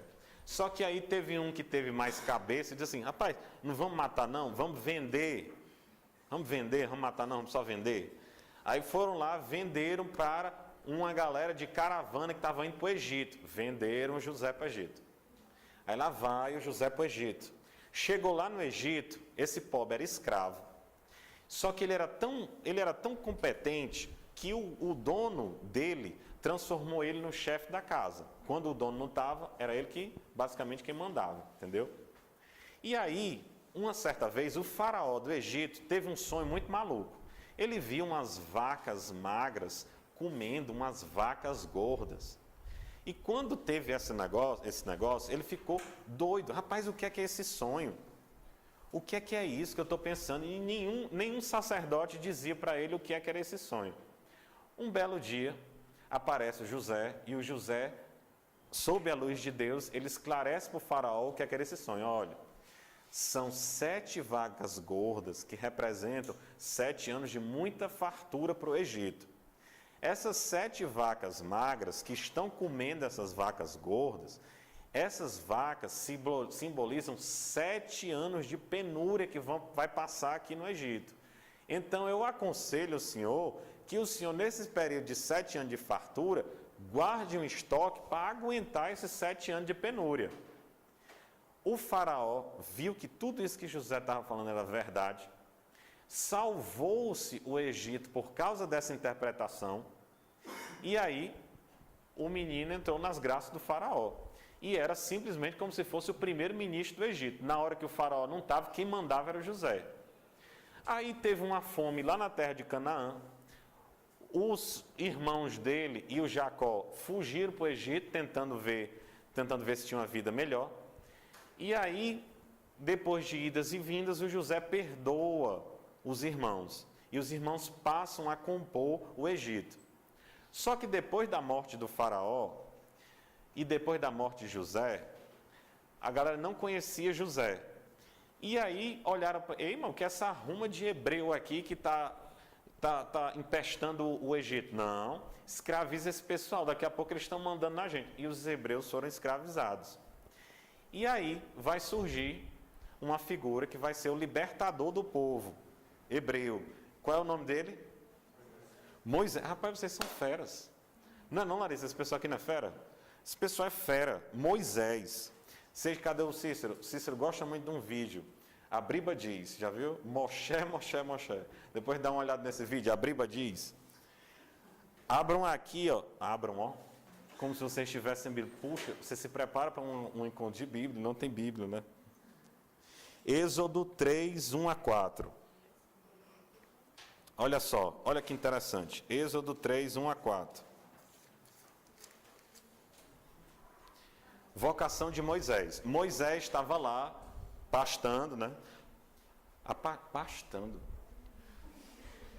Estava pastando, essa foi ótima, né? Ele estava lá conduzindo os cabritinhos, né? Moisés apacentava o rebanho de Jetro, seu sogro, sacerdote Madian. Um dia em que conduzira o rebanho para além do deserto, chegou até a montanha de Deus, Horebe. O anjo do Senhor apareceu-lhe numa chama que saía do meio de uma sarça. Moisés olhava, a sarça ardia, mas não se consumia. Vou me aproximar, disse ele consigo, para contemplar esse extraordinário espetáculo e saber por que a sarça não se consome. Vendo o Senhor que ele se aproximava para ver, chamou-o do meio da sarça e disse: Moisés, Moisés, eis-me aqui, respondeu ele.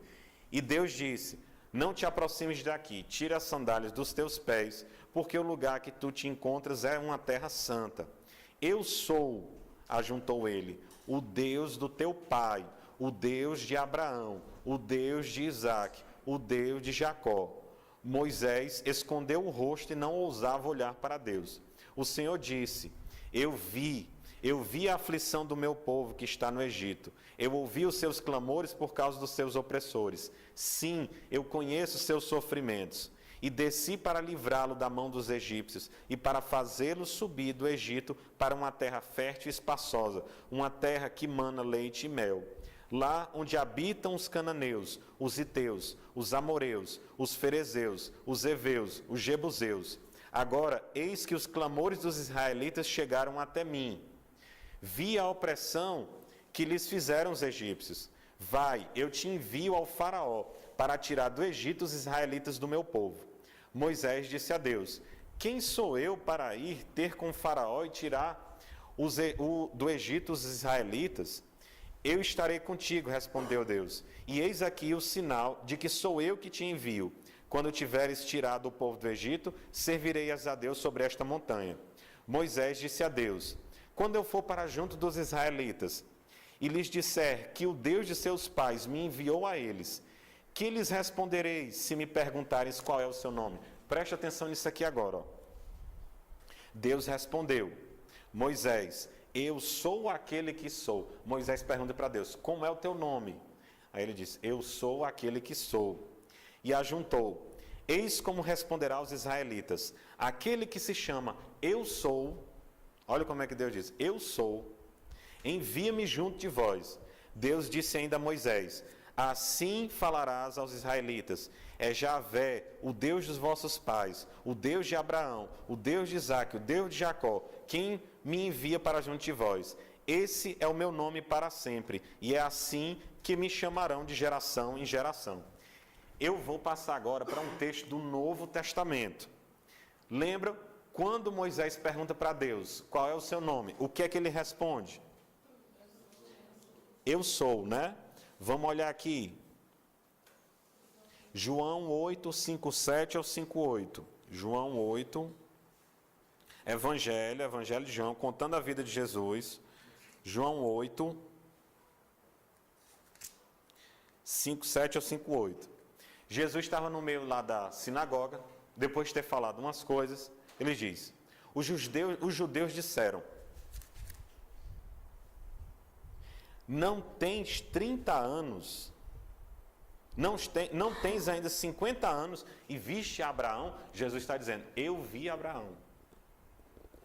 Aí diz: você não tem 50 anos, você viu Abraão? Aí respondeu Jesus: em verdade vos digo, antes que Abraão fosse, eu sou. Eu sou. O que é que Jesus era para ter dito? Antes que Abraão fosse, eu era. Devia ter dito Jesus. Jesus disse: antes que Abraão fosse, eu sou.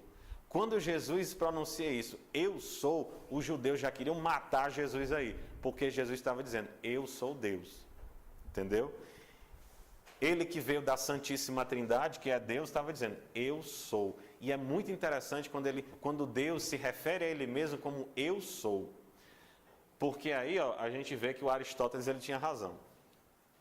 Deus ele é espírito imutável, simples, eterno, infinito. Deus ele é presente. Não existe passado nem futuro para Deus. Deus está na eternidade. Deus é eterno. O que é o tempo? O tempo é um agora que se desloca. Eu estou aqui, o meu agora está aqui com vocês. O meu agora, há poucos instantes, estava almoçando. Há 20 anos atrás, eu não sei onde é que o meu agora estava. Eu não sei como vai estar o meu agora daqui a 20 anos. Deus não, Deus ele é eterno. Deus não está no tempo. Deus está na eternidade. É o agora fixado. Eu sou. Tá certo? E Moisés liberta o povo. E Deus escreve os 10 mandamentos para Moisés. E os 10 mandamentos são uma coisa muito interessante. Tudo na Bíblia foi escrito por homens, obviamente inspirado por Deus. Não é qualquer coisa. É sob a inspiração de Deus. Mas os 10 mandamentos são coisas escritas por Deus de próprio punho. Ou seja, é Deus com o dedo dele que vai lá e escreve aquilo. Então você já imagina que os 10 mandamentos são uma coisa muito relevante só por isso, né? E aí eles vão para a terra prometida, que era a terra do Abraão. Passam 40 anos lá no deserto, rodando o deserto. até que eles vão entrar finalmente na terra de Canaã. Dizem, isso eu lembro de um curso de Bíblia que eu fiz, que era da comunidade do Padre Caetano. Exatamente. Muito obrigado, garoto. E ele estava dizendo o seguinte: agora vem a formação dos livros da Bíblia. Vou botar em azul aqui, ó. Os livros do Antigo Testamento, eles são divididos em Pentateuco, livros históricos, livros proféticos e livros sapienciais. Por favor, aprenda isso aqui, que eles vão cobrar isso aqui na gincana da gente. Então, pay attention, please, tá certo? Prestem atenção, por favor, tá bom? O Pentateuco são os primeiros 5 livros da Bíblia. Por que eu estou falando do Moisés? Porque algumas pessoas atribuem a tradição de que foi Moisés que escreveu esses livros. O Gênesis, o Êxodo, o Levítico, Números e o Deuteronômio. Pelo menos um deles, se foi Moisés mesmo que escreveu, pelo menos um deles não foi. Porque um deles conta a morte de Moisés. Então é meio difícil ele ter escrito depois de morto, né? Então não foi. Um deles pelo menos não foi. O Pentateuco, se você divide essa palavra aqui, ó, penta, o Brasil é pentacampeão, né? É do grego que significa 5. E teuco significa rolo ou livro, entendeu? São 5 livros.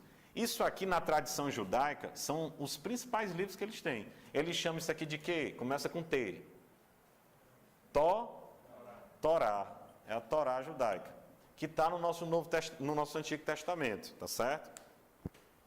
O primeiro livro a gente narrou, que é o Gênesis. Cara, eu dei quase um curso de Gênesis aqui para vocês. É o Gênesis quase todo aqui. Um Gênesis. Aí Êxodo é a liberação do povo lá das garras do faraó para a terra prometida. O Levítico é interessante o Levítico porque ele vai dizer o seguinte: sede santos, é uma ordem que Deus está dando para os israelitas, sede santos como vosso Pai é santo. Ou seja, Deus chama a santidade, todos nós somos convidados a sermos santos. O problema é que as pessoas têm uma ideia errada do que é a santidade. Às vezes as pessoas pensam, a mentalidade que as pessoas têm, que uma pessoa santa, é uma pessoa calada, que não fala com ninguém. Cara, uma pessoa que não fala com ninguém é boçal, né não? É boçal. Uma pessoa que anda o tempo todo assim, de cabecinha baixa, né? Só andando bem devagarinho, rapaz, inflamação no fêmur pode dar isso. Isso não é santidade, entendeu? Santidade é caráter, santidade é postura. Ao contrário, uma pessoa santa é uma pessoa que faz amizade com muita facilidade. Muita facilidade. É uma pessoa que não é simplesmente feliz. Uma pessoa santa, ela é uma pessoa poderosamente feliz. Poderosamente feliz. Até porque, eu vou dizer uma coisa para vocês. É impressionante. Se você ler aqui o Diário de Santa Faustina, eu fico besta como os santos sabem usar o sofrimento a favor deles. Quanto as desgraças acontecem, eles tiram daquele sofrimento, eu não sei se vocês sabem, mas do seu sofrimento, você pode usar para pagar os seus pecados, para pagar o pecado dos outros e converter os outros. Por exemplo, você está com um problema, está com uma dificuldade, está sofrendo, você diz assim: Deus, eu ofereço esse sofrimento em prol disso, daquilo outro. E Deus acolhe aquilo ali serve de uma oração poderosíssima. E aí, a gente, diante dos problemas, problema todo mundo tem, viu? Todo mundo tem, dor todo mundo tem, pode ser rico, pode ser pobre, pode ser o que for, todo mundo tem problema. Agora, como você tem a sua relação diante dos problemas, é que faz toda a diferença. Você pode ofertar isso para Deus ou você pode se revoltar. Se você se revolta, você só acrescenta problema, porque o problema está do mesmo jeito e você ainda vai ter que lidar com a sua revolta. Não são 2 problemas? Os santos, eles enxergam esse problema do sofrimento com um olhar muito sábio. E isso faz dele pessoas extremamente felizes. Por quê? Se tem uma coisa que deixa a gente triste, é a nossa relação com relação ao sofrimento, não é verdade? Se o santo sabe extrair coisas boas do sofrimento, meu amigo, ele está vivendo na terra assim por enquanto, sofrendo ali, mas no final das contas tem sentido o sofrimento dele. E ao ter sentido, você se torna uma pessoa mais feliz. É ou não é? Então, isso é santidade. Isso é santidade. Santidade o que é, Daniel? É mostrar para as pessoas que o evangelho funciona. As pessoas que conseguiram mostrar para as outras que o evangelho funciona, essas pessoas são santas, com a graça de Deus. E Deus levará essas pessoas para o céu, com certeza. E pode nos ajudar, viu? Os Padre Pio, eu falei essa coisa do Padre Pio, o Padre Pio ajuda a gente até hoje. Aliás, ele diz o seguinte, olha, quando eu morrer, eu vou dar mais trabalho do que vivo. E quando o Padre Pio estava lá no confessionário, o demônio aparecia para ele e dizia, Pio, eu vou ser sincero contigo, você me dá mais trabalho que o próprio Miguel. Isso em vida. Padre Pio dava mais trabalho do que o arcanjo Miguel. Padre Pio. E hoje que ele está morto, que está mais perto ainda de Deus, o negócio está mais forte ainda. Viu? Esse daqui, aí o Levítico, fala sobre isso. Números, é mais ou menos para explicar o ingresso do pessoal lá na Terra Santa. E o Deuteronômio, pelo amor de Deus, qual é o nome? Deuteronômio. De novo. Tu lembra? Ela era minha crismanda. A gente estava na final da gincana bíblica. Pergunta, qual é o livro do Antigo Testamento? Eu não lembro mais da pergunta. Eu sei que a resposta era Deuteronômio.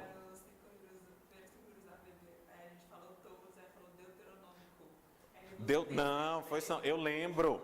Deuterostômio. Foi, eu lembro. Eu lembro disso. Cara, na final, a última pergunta, cara. A gente ia ser campeão. Não foi? Não foi, Mayra? A Mayra tu fazia parte dos 5, não era? Aí chegou lá, aí na hora de falar Deuteronômio, a menina falou Deuterostômio. Eu lembro, foi a Mariana, não foi? Foi a Mariana que pegou o microfone. Enfim, não, eu lembro. Tu acha que eu vou esquecer um negócio desse, mano? Uma tristeza dessa? Tu é doido. O Deuteronômio, ele é muito interessante. Uma passagem muito importante do Deuteronômio. Deuteronômio 18. Quem tiver Bíblia, abre em Deuteronômio 18. Vamos olhar aqui, ó, Deuteronômio 18. Números, Josué, não. Números, Deuteronômio, está aqui. Deuteronômio 18. Deus está preparando o povo não estava no deserto, estava indo voltar para a Terra Santa, que era Canaã, só que tinha gente lá. E Deus queria preparar o seu povo para as coisas que eles iam encontrar lá. Aí ele diz, ó, quando tiveres entrado na terra que o Senhor, teu Deus, te dá, não te porás a imitar as práticas abomináveis da gente daquela terra. Ele chama de abomináveis, viu? Não se ache no meio de ti quem faça passar pelo fogo seu filho, sua filha. Ou seja, quando você entrar dentro da terra lá de Canaã, eu não quero história de sacrifício humano lá dentro, não. Nem de criança, principalmente. Nem quem se dê a adivinhações, à astrologia, aos agouros e ao feiticismo. Deus está dizendo, olha, eu abomino essa ruma de coisa. Ah, rapaz, se a gente for começar a falar disso aqui, meninas, pelo amor de Deus, não vão atrás de cartomante. Deus tem nojo, Ele abomina esse tipo de coisa. Então, assim, mas parece que tem uma coisa com mulher. Mulher sabe, menino, tem uma cartomante ali. Ela prediz o futuro. Pelo amor de Deus, bora. Aí a mulher se segura para não ir. É um negócio assim horroroso. Não façam isso. Se vocês sabiam, agora estão sabendo. Cadê a parte da superstição aqui? A magia ou a invocação dos mortos. Por favor. Hoje agora é uma modinha, né? De Wicca, de Harry Potter, de não sei o que mais e tal. Algumas coisas são, sim, inocentes, mas a gente sabe que tem magias puras, né? Magia doida mesmo, né? Por exemplo, teve a eleição do Donald Trump, juntou um bocado de bruxa para fazer, inclusive, se eu não me engano, até a Lana Del Rey está no meio, ouvi falar, não sei, que estão fazendo bruxaria para cair o Donald Trump. Pelo amor de Deus, bicho, não faça uma coisa dessa não, entendeu? Superstição. Sabe qual é o problema? Por que é que Deus ele vai botar essas coisas aqui, vai dizer que ele tem nojo disso? Porque a sua confiança tem que estar em Deus. Deus que fez o céu e a terra, Deus que te ama, Deus que olha por você, vai fazer todo o possível para te proteger. Deus tem mais interesse na sua salvação do que você mesmo. Aí você põe a sua fé aonde? Nos astros, na astrologia. Põe a sua fé no horóscopo, que todo mundo sabe que aquilo ali é a maior fuleiragem. Muitas vezes, nas próprias redações, ou diz, fulano, faz aí o horóscopo. Aí entrega o horóscopo para o sujeito fazer. Não põe a sua confiança nisso. Sua confiança tem que estar em Deus. Vão dizer para vocês que, mulher, qual é o teu signo? Eu estava fazendo forró, não sei o canto, aí, menino, me diz o seu signo. Mulher, meu signo é Jesus. Aí ela pega e diz, não, mas me diz quando você nasceu. Porque ela tinha que saber o dia, que era talvez para ver se o meu signo batia com o do dela. Entendeu? O esquema da loucura, entendeu? Pois não façam isso. Não, por favor, não façam esse tipo de coisa. Eu tenho umas coisas que me deixam triste, pessoal. Eu estou dizendo isso aqui para vocês, mas parece que entra por um ouvido e sai pelo outro. Não, mulher, é brincadeira. Brinca com isso não. Mulher. Olha, fala pelo ouvido, entra pelo ouvido e sai pelo outro. Termina a crisma, aí você me enche de tristeza. Aí tá lá, a postagem zona lá do Facebook, lá com o, sei lá, do seu signo, não sei o quê. Rapaz, mano, me poupe disso, entendeu? Me poupe. Poupe a gente de uma tristeza dessa. Eu estou dizendo aqui para vocês, Deus abomina esse tipo de prática. Espiritismo também, depois a gente pode explicar. Deus, ele não gosta dessa história de invocação dos mortos. Não gosta disso. Existem alguns estudos, isso não está ainda batido, assim, o martelo a respeito da igreja, mas existem estudos que sim, existem algumas possibilidades de almas do purgatório aparecerem. Mas estas almas não é para você tentar comunicação com elas. Se Deus permitiu que essas almas aparecessem, foi para uma coisa só, é para que essa alma tenha gente que reze por ela, para que diminua a pena dela lá no purgatório, mas é só para você rezar por ela. Santa Faustina vai aparecer algumas almas para ela. Santa Faustina vai ver os anjos, os demônios e tal, mas não é para fazer esse tipo de comunicação, entendeu? Tá bom?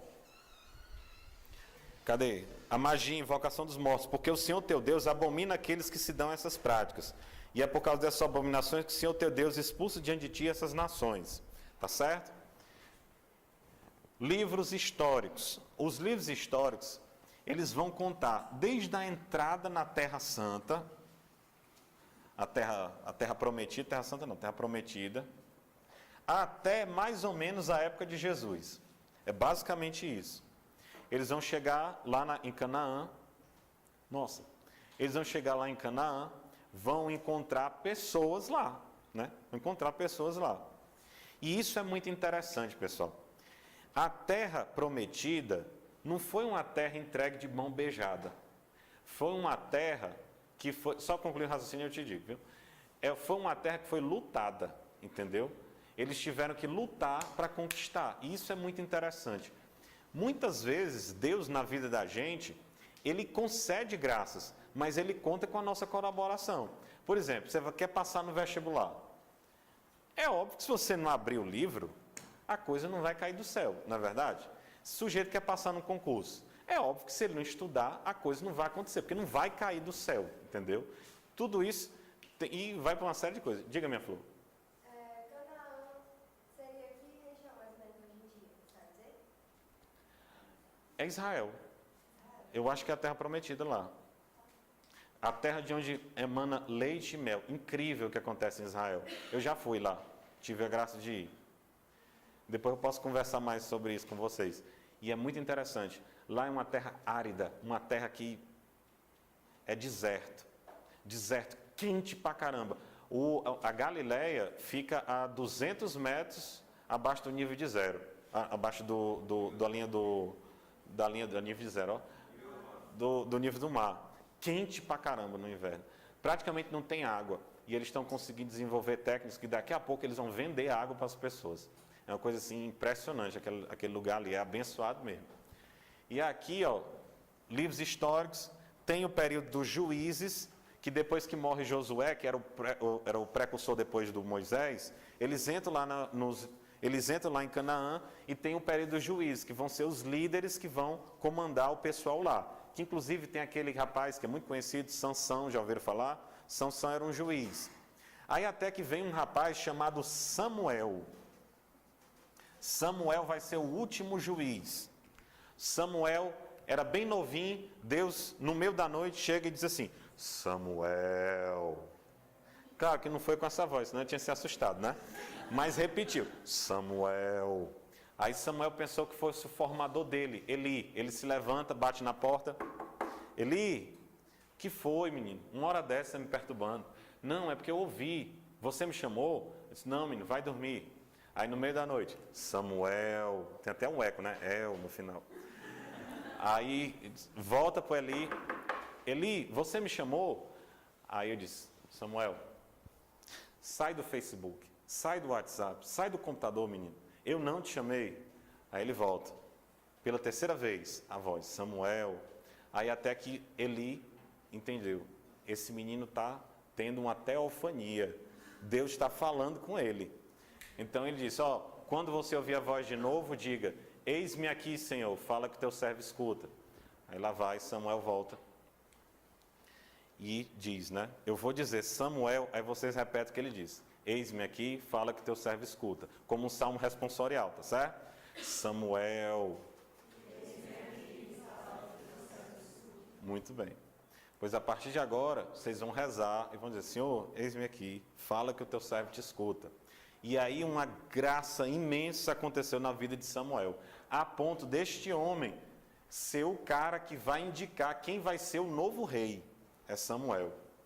Chegou a galera para Samuel, tinha uns caras muito famosos na Bíblia, que eram os filisteus, povo do mar. É impressionante o quanto o povo do mar, os cabas são marrentos, né, bicho? Você vai para essas casas de praia, né? Rapaz, pensa um povo para quebrar tudo, né? Esse pessoal da praia é uma coisa assim que os caras tudo resolvem, né? Certo. Aí, chegaram esses filisteus, aí disseram para ele, olha, nós queremos um rei. É mesmo, vocês querem um rei? Pois vamos dar um rei para vocês. Aí Samuel vai e indica Saul, primeiro rei, é o Saul. Depois vai vir o Davi. E depois, por fim, vai vir um Salomão. Se eu pudesse passar um tempo aqui falando aqui para vocês. O Estor via aqui, hein? Se desse para a gente falar sobre isso aqui. Mas infelizmente não dá. A gente aproveita outro dia para falar. E aí, acaba que vai tudo por água abaixo. A Pérsia domina tudo. Vai haver a diáspora. Aliás, diáspora não. Vai haver o exílio da Babilônia. Vão sair da Terra Santa para a Babilônia. A maioria dos livros da Bíblia vão ser escritos nesse período, no exílio da Babilônia, e até que vai chegar bem pertinho da época de Jesus. Livros proféticos. São livros proféticos, vem aqui, de pró, que é em favor de, e file, uma coisa assim, que é palavra, a favor da palavra. Tem também em hebraico, rabi, que é aquele que fala. Aquele que é chamado. Enfim, isso aqui, os livros proféticos, Deus vai escolher algumas pessoas para exortar, para dizer, olha, gente, vocês estão se desviando do caminho. Ou vai indicar algumas coisas que sejam fatos que vão acontecer no futuro. Entre eles, a vinda do Messias. Em Isaías 53, 37, vamos ler só esse daqui. Isaías.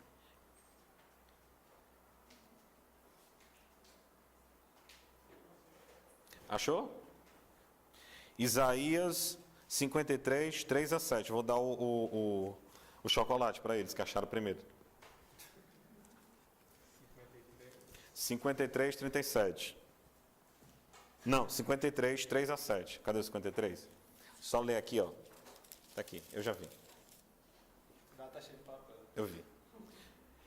Era desprezado, era a escória da humanidade, homem de dores, experimentado nos sofrimentos, como aquele diante dos quais se cobre o rosto. Era amaldiçoado e não faziam caso dele. Em verdade, ele tomou sobre si todas as nossas enfermidades e carregou todos os nossos sofrimentos. E nós os reputávamos como um castigado, ferido de Deus e humilhado, mas ele foi castigado por nossos crimes esmagado por nossas iniquidades, e o castigo que nos salvou pesou sobre ele.